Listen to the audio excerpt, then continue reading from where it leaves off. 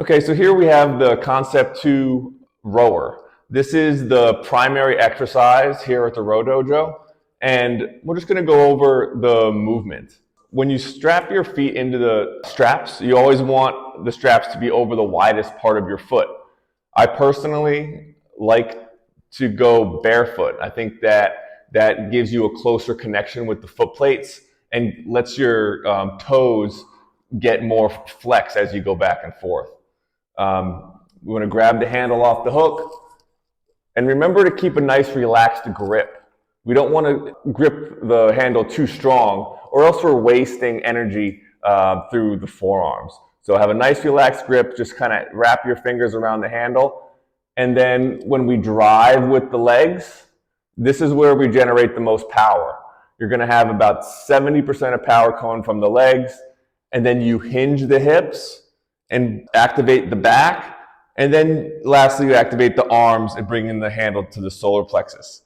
And so we have about 70% of power from the legs, about 20% from the back, and then the last 10% with the arms.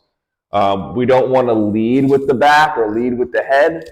We want to stay in close here and drive with the legs. You want to keep your head straight, looking at the monitor.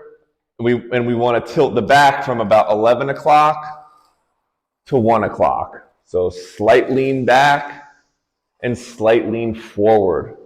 Slight lean back and slight lean forward. When we're breathing, we want to exhale on the drive, inhale on the recover, breathing out on the drive, breathing in on the recover. And we want the elbows to be at the sides and not out wide. A lot of times the main mistake you'll see is they have wings where the elbows are out wide instead of in close. Good. So now we're going to look at the Concept 2 monitor. And one of our main indicators that we like to follow is the wattage. And you can see here at the bottom, this is measuring our energy output. And the energy output is important because it shows how consistent our strokes are. And if that is up and down and that looks very jagged, it means that we're spending a lot of energy and then we're kind of crashing. We are going hard and then we get tired and then we go soft. So we want this to look consistent like it's looking now. And when that's nice and flat, it just means we have a nice steady stroke and we're going to get into the flow. A lot of times we row for about 20 to 30 minutes. And so as we get to the longer distances, our body relaxes into the movement and we can achieve something similar to a runner's high, where even though we're using every muscle in the body and we're working our cardio, it's going to feel almost effortless. And that's what makes Rowdojo unique and fun for everyone. Okay, now back at the Concept 2 monitor, this display screen is showing our force curve. The force curve shows how much force we're applying throughout the stroke. And right now you can see it's fairly shallow and my pace is at 3 minutes. Now if I would like to make my pace go faster, I would apply more force, and now you'll see how it goes higher. And this is a stronger stroke, and you can see how my pace just went down to 45 seconds to 2 minutes and 15 seconds. And I'm applying more force at the drive and spending more energy, and I'm going much faster. Okay, so now staying on the monitor, we're going to talk about stroke rates. The stroke rate is measures the amount of times that we go back and forth in 1 minute. So right now, it's showing 20. And this right here is a steady stroke rate of 20. And I'm going to go back and forth 20 times in 1 minute.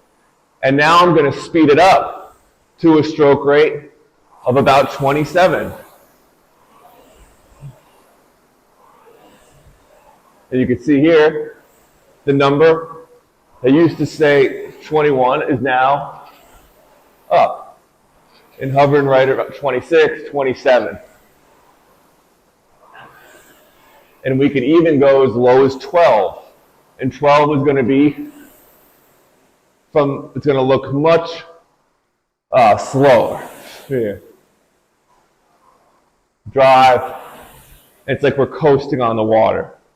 We come back, strong drive, and coast.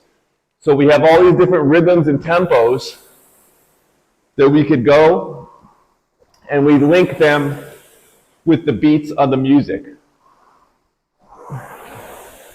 So Brian, back on the rower here, and just want to really briefly go over the ways that the movement is linked with the music.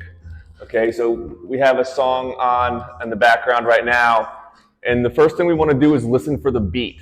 And so if we listen for the beat, we want to hear the drums. So here, okay? And once you hear the beat, then we try to link the finish and the catch with that. As the music switches, the stroke rates and our tempo switches, but for now, here.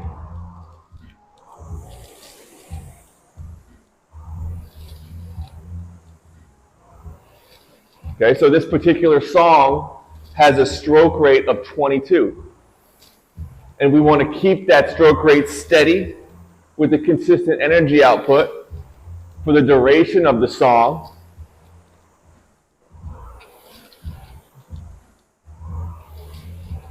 Listening for the beat and trying to hit the handle to the solar plexus at the same time that we hear the drums. And this helps us get a rhythm, and we can go for a longer period of time, which will help us reach a flow state where even though we're using every muscle of the body, we're doing it in a relaxed fashion and it will feel almost effortless. Okay? And the song is now switching. And so in the transition between songs, we then try to listen again for the next beat. As it comes in, we still keep our energy output steady. And we have to practice discriminative listening because we're really listening for the tempo, and it's not just background music. We have to pay attention and listen to the music more consciously. And we're actively engaged with the music. So here's the next beat. There. There. And this is the catch, finish, catch, finish.